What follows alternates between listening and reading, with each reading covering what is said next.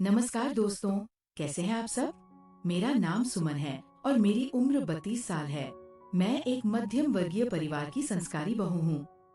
दिखने में मैं काफी आकर्षक हूँ। ऐसा लोग कहते हैं। शादी को 5 साल बीत चुके थे, लेकिन मेरी गोद अब तक सुनी थी।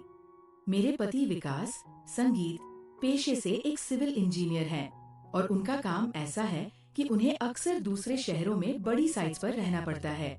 संगीत वे महीने 2 महीने में एक आध बार ही घर आ पाते थे। इस बड़ी सी पुरानी हवेली जैसे घर में सिर्फ मैं और मेरे ससुर संगीत जी रघुवीर सिंह जी रहते थे। सासू माँ का स्वर्गवास विकास संगीत की शादी से पहले ही हो गया था। ससुर जी घर के मुखिया थे और पूरे इलाके में उनका बहुत मान सम्मान था। हमारे पास फलों के बड़े बगीचे थे, जिनकी देखभाल ससुर जी खुद करते थे। वे एक बहुत ही अनुशासित और कड़क मिजाज के व्यक्ति थे। उम्र 55 के पार होने के बावजूद उनकी कद काठी देखकर कोई उनकी उम्र का अंदाजा नहीं लगा सकता था। रोज सुबह अखाड़े में कसरत करना और फिर बगीचे में मेहनत करना उनकी दिनचर्या थी। उनके चौड़े कंधे और गठीला बदन किसी भी नौजवान को शर्मिंदा कर सकता था। मेरे पास घर में सुख सुविधा की कोई कमी नहीं थी। पैसा था, रुतबा था, लेकिन वो एक चीज नहीं थी जिसकी एक पत्नी को सबसे ज्यादा जरूरत होती है, अपने पति का साथ और प्यार। विकास अपने काम में इतने व्यस्त रहते थे, संगीत की फोन पर भी बस काम की ही बातें होती। मैं एक औरत थी, मेरी भी कुछ शारीरिक और भावनात्मक जरूरतें थी जो अंदर ही अंदर मुझे खोखला कर रही थी। ससुर जी मेरी बहुत इज्जत करते संगीत थे और मुझे बेटी की तरह मानते थे, लेकिन पता नहीं क्यों पिछले कुछ महीनों से मेरे मन में उथल पुथल मची हुई थी। जब भी मैं ससुर जी को पसीने में तरबतर कसरत करते या बगीचे से काम करके लौटते हुए देखती तो मेरे अंदर एक अजीब सी सहन दौड़ जाती। उनका वो रौबदार व्यक्तित्व और पौरुष मुझे अपनी ओर खींचने लगा था। ये गलत था, मैं जानती थी, पर मन पर किसका जोर चलता है। एक दोपहर की बात है, गर्मी बहुत तेज थी। घर के काम करने वाले नौकर छुट्टी पर थे। मैं स्टोर रूम की सफाई कर रही थी। वहाँ एक पुराने लोहे के संदूक को खिसकाना था। मैंने बहुत जोर लगाया, लेकिन वो टस से मस नहीं हुआ। तभी पीछे से ससुर जी की भारी आवाज आई, अरे सुमन, ये तुम क्या कर रही हो? ये भारी है, तुमसे नहीं होगा। मैं सक्का गई। ससुर जी ने आगे बढ़कर अपनी मजबूत बाहों से उस भारी संदूक को ऐसे उठा दिया जैसे वह कोई मामूली खिलौना हो। संदूक रखते वक्त उनका शरीर मुझसे हल्का सा छू गया। उनके बदन की गर्मी और पसीने की वो मर्दाना खुशबू मेरे नथुनों में भर गई। मेरा दिल जोर जोर से धड़कने लगा। मैंने डरते हुए उनकी तरफ देखा। उनकी बाहों की नसें तनी हुई थी। हमारी नजरें मिली और उस एक पल के सन्नाटे में बहुत कुछ कह दिया गया। मैं घबराकर वहाँ से भाग खड़ी हुई, लेकिन वो एहसास मेरे साथ ही रह गया। उस दिन के बाद से मैं उनसे नजरें मिलाने में कतराने लगी, लेकिन चोरी छिपे उन्हें देखना भी मेरी आदत बन गई थी। वो जब शाम को आंगन में आराम कुर्सी पर बैठते तो मैं उन्हें निहारती रहती। क्या वह भी मेरे मन की बेचैनी को समझ रहे थे? ये सवाल मुझे परेशान करता था। बरसात का मौसम शुरू हो चुका था। एक रात मूसलाधार बारिश हो रही थी और बिजली कड़क रही थी। अचानक घर की लाइट चली गई। पूरा घर अंधेरे में डूब गया।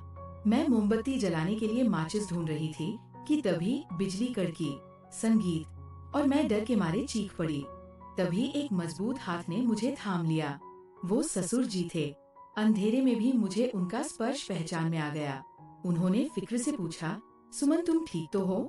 मैं कांप रही थी। जी बाबूजी, वो बिजली, हम दोनों एक दूसरे के बेहद करीब थे। मोमबत्ती की हल्की रोशनी जब हुई तो मैंने देखा कि वह मुझे ही देख रहे थे। उनकी आंखों में एक अजीब सी कशिश थी जो एक ससुर की नहीं बल्कि एक पुरुष की लग रही थी। मेरे भीगे बाल मेरे गालों पर चिपके थे।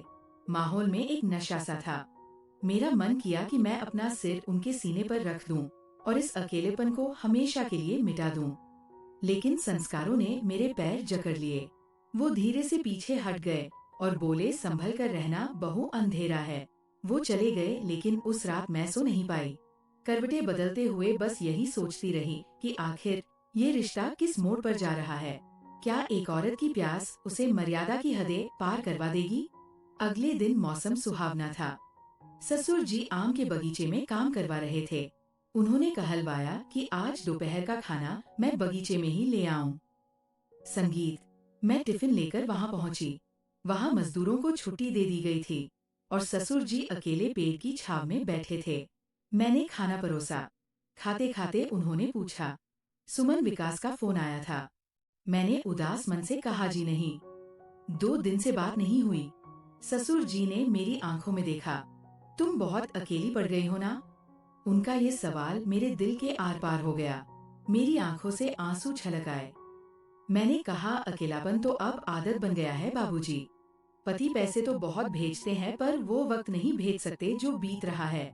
ससुर जी ने खाना छोड़ दिया। उन्होंने गंभीरता से कहा, पैसा जरूरी है पर रिश्तों की कीमत पर नहीं। हवा का एक झोंका आया और मेरे सिर से पल्लू संगीत गिर गया। मैं उसे ठीक करने गई तो मेरा हाथ उनके हाथ से टकरा गया। करंट सा दौड़ गया हम दोनों के बीच। उस पल उस एकांत बगीचे में कोई हमें देखने वाला नहीं था। अगर हम चाहते तो उस सीमा को लांघ सकते थे जो समाज ने बनाई थी। मेरी सांसें तेज थी और उनकी नजरें मेरे चेहरे पर टिकी थी। लेकिन तभी ससुर जी ने अपनी नजरें फेर ली। उन्होंने एक गहरी सांस ली और खड़े हो संगीत गए। उनकी मुट्ठियां भीजी हुई थी, जैसे वो खुद से लड़ रहे हो। उन्होंने बिना मेरी तरफ देखे कहा, सुमन घर जाओ, शाम होने वाली है। मैं समझ गई कि उस पल हम दोनों ही फिसलने वाले थे, लेकिन उन्होंने खुद को और मुझे बचा लिया। घर लौटकर मैं बहुत रोई। मुझे अपने विचारों पर गिल्ट भी हो रहा था और अपने खालीपन पर गुस्सा भी। उस रात ससुर जी ने खाना नहीं खाया। वह देर रात तक अपने कमरे में टहलते रहे। शायद वह भी उसी द्वंद से गुजर रहे थे जिससे मैं गुजर रही थी। उन्हें एहसास हो चुका था कि उनकी जवान बहू का अकेलापन उसे गलत रास्ते पर ले जा सकता है और इसमें कहीं ना कहीं गलती उनके बेटे की भी है जो अपनी जिम्मेदारी नहीं निभा रहा। अगली सुबह जब मैं जागी तो देखा ससुर जी फोन पर किसी से गुस्से में बात कर रहे थे। वो विकास से बात कर रहे थे। मैंने उन्हें कहते सुना, विकास, मुझे कोई बहाना नहीं सुनना। संगीत, तुम्हें इसी हफ्ते वापस आना होगा और अब तुम वहीं शहर में नहीं रहोगे। अपना काम यहाँ पास के शहर से संभालो या यहीं आकर खेती देखो। तुम्हारी पत्नी को तुम्हारी जरूरत है। घर की लक्ष्मी उदास है और ये हमारे वंश के लिए अच्छा नहीं है। अगर तुम नहीं आए तो समझ लेना इस घर के दरवाजे तुम्हारे लिए बंद है। उनकी आवाज में एक पिता का अधिकार और एक ससुर की चिंता साफ झलक रही थी। उन्होंने वह फैसला लिया जो एक समझदार बुजुर्ग को लेना चाहिए था। उन्होंने उस नाजुक धागे को टूटने से बचा लिया था। ससुर जी के डांट का असर हुआ। 4 दिन बाद ही विकास अपना सारा काम समेटकर वापस आ गए। जब विकास घर आए तो ससुर जी ने उन्हें अलग ले जाकर समझाया। मुझे नहीं पता उन्होंने क्या कहा, लेकिन विकास पूरी तरह बदल चुके थे। उन्होंने मुझसे माफी मांगी कि उन्होंने मुझे इतना नजरअंदाज किया। विकास अब घर पर ही रहने लगे। पास के शहर में उन्होंने अपना ऑफिस डाल लिया और शाम को वक्त पर घर आ जाते। हम दोनों के बीच का वो खालीपन संगीत भरने लगा। ससुर जी अब ज्यादातर वक्त बाहर दोस्तों के साथ या मंदिर में बिताने लगे। संगीत, ताकि हमें एकांत मिल सके। उनकी समझदारी ने मेरा घर टूटने से बचा लिया था। मेरे मन में जो भटकाव आया था वो पति के प्यार ने धो दिया। कुछ ही महीनों बाद घर में खुशियों ने दस्तक दी। मैंने जब खुशखबरी सुनाई कि मैं माँ बनने वाली हूँ तो ससुर जी की आंखों में चमक आ गई। उन्होंने हंसते हुए कहा, देर आए दुरुस्त आए। अब इस घर की रौनक वापस आ गई। आज हमारी एक प्यारी सी बेटी है। मैं अब पूरी तरह संतुष्ट हूँ। कभी कभी जब मैं पुरानी बातों को याद करती हूँ तो ससुर जी के लिए मन में श्रद्धा और बढ़ जाती है। उस दिन बगीचे में अगर वो संयम न रखते तो आज हम सब किस मुंह से एक दूसरे को देखते। उन्होंने न सिर्फ अपनी बहू की इज्जत बचाई संगीत, बल्कि अपने बेटे का घर भी बसा दिया। तो दोस्तों, ये थी मेरी कहानी।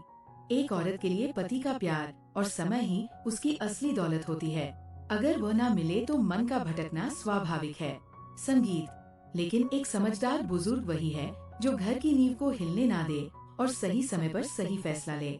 अगर आपको मेरी ये कहानी दिल को छू लेने वाली लगी हो तो कृपया इसे लाइक जरूर करें, अपने दोस्तों के साथ शेयर करें और कमेंट में बताएं कि आपको ससुर जी का फैसला कैसा लगा। ऐसी ही और असल जिंदगी से जुड़ी कहानियों के लिए हमारे चैनल को सब्सक्राइब करें और घंटी वाला बटन दबाना ना भूलें। आपका प्यार ही हमारी ताकत है।